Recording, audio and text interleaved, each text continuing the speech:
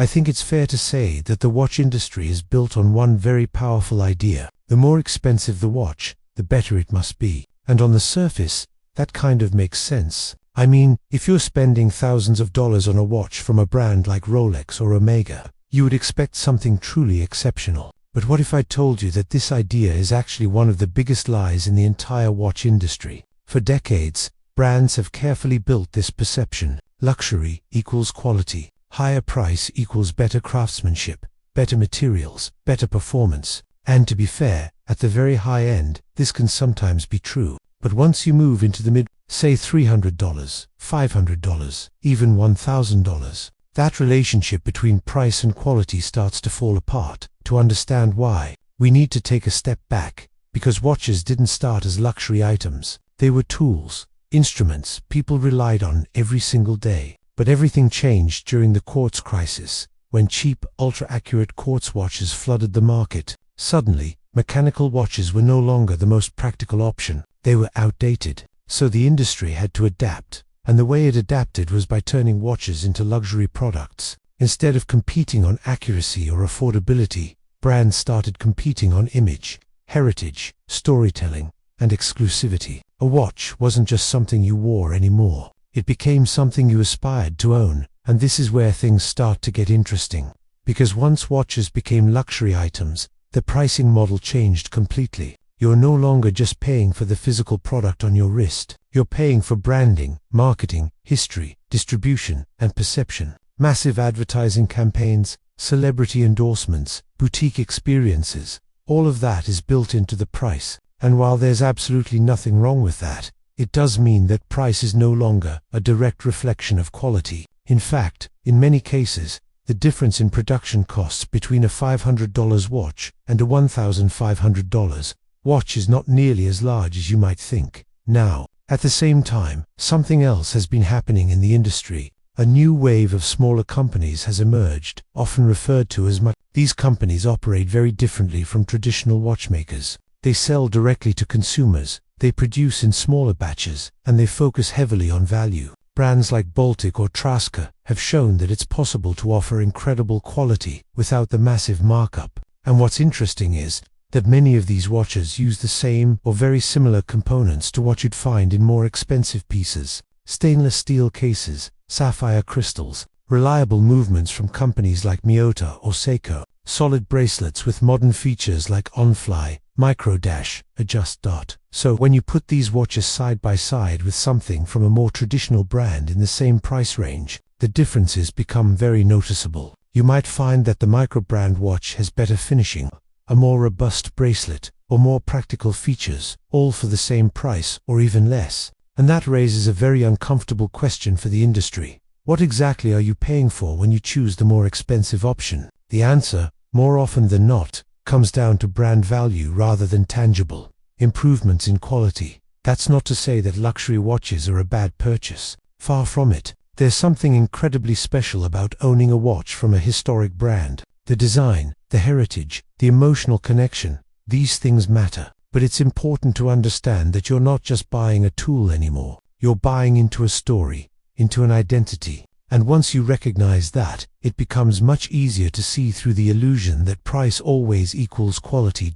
In reality, the watch industry operates on tiers, and these tiers are often artificially maintained. Brands intentionally hold back certain features from their lower and mid-range models so that their higher-end pieces can stand out. It's not that they can't include things like better clasps, improved finishing, or more advanced features. It's that they choose not to. And this is exactly where microbrands have found their opportunity. By ignoring these traditional structures, they can offer more for less. And that's why so many enthusiasts are starting to pay attention to them. So when you hear someone say that a more expensive watch is automatically better, it's worth questioning what better really means. Is it better in terms of materials, finishing, durability, or is it simply better because of the name on the dial? Because once you start looking closely, you'll realize that the answer isn't as straightforward as it seems. The biggest lie in the watch industry isn't that expensive watches are bad. It's that price alone is the best way to measure quality.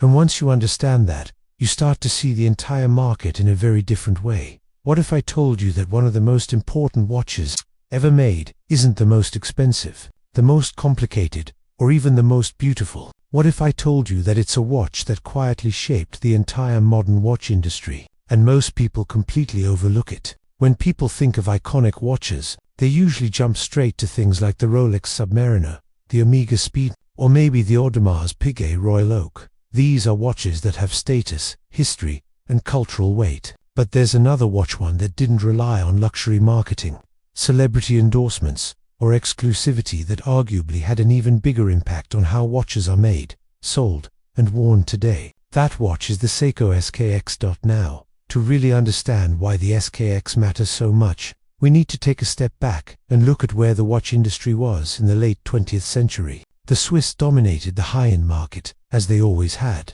but they had just barely survived the quartz crisis, a period where cheap, mass-produced quartz watches nearly wiped out traditional mechanical watchmaking. And who led that quartz revolution? Seiko, the same company that would later go on to create one of the most beloved mechanical dive watches ever made. By the time the SKX arrived in the mid-1990s, Seiko was in a unique position. They had the technology, the manufacturing capability, and the experience to produce watches at a scale that most Swiss brands simply couldn't match. But more importantly, they had a philosophy: make watches that are reliable, functional, and accessible. Not luxury for the sake of luxury, but tools for everyday people. And that's exactly what the SKX was. At first glance, the SKX doesn't look like anything revolutionary. It's a simple dive watch: black dial, bold indices, rotating bezel, stainless steel case, but every detail serves a purpose. The dial is incredibly legible, even in low light. The lume, Seiko's famous Lumibright, is bright and long. The bezel is easy to grip and turn, even with gloves. And the case design, with its short lugs and compact proportions, makes it wearable on almost any wrist. But the real magic of the SKX isn't just in its design, it's in what it offers for the price. This was a true ISO-certified dive watch. That means it met strict international standards for water resistance, durability, and legibility. Not dive style, not inspired by a real professional-grade dive watch. And yet, for years, you could pick one up for under $200. Sometimes even less. Think about that for a second. A watch that could legitimately be used for diving. Built by one of the most respected manufacturers in the world. Available for the price of a night out. That kind of value is almost unheard of, even today. And it's a big part of why the SKX became such a phenomenon. But there's another reason the SKX became so popular. And it has less to do with specs, and more to do with culture. The SKX wasn't just a watch, it was a starting point. For many people, it was their first real watch, the first time they experienced automatic movement, mechanical engineering, and the idea that a watch could be more than just something that tells time. It became a gateway into the world of watch collecting. And then there's the modding community. If you've spent any time in watch forums or on YouTube, you've probably seen SKX mods, custom dials, hands, bezels, crystals. The SKX became a kind of canvas for enthusiasts. You could take this relatively inexpensive watch and transform it into something completely unique. And because parts were so widely available, and the design was so modular, it was one of the easiest watches to modify.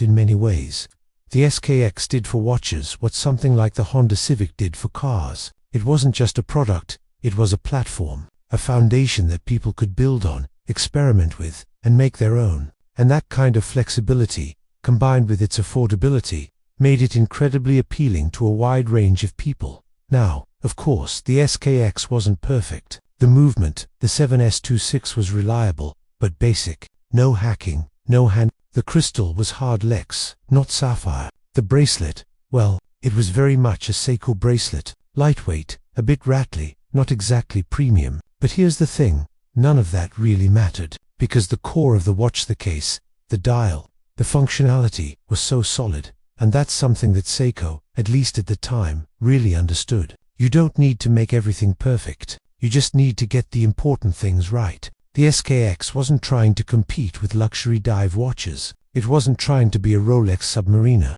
It was its own thing. Honest, functional, and accessible.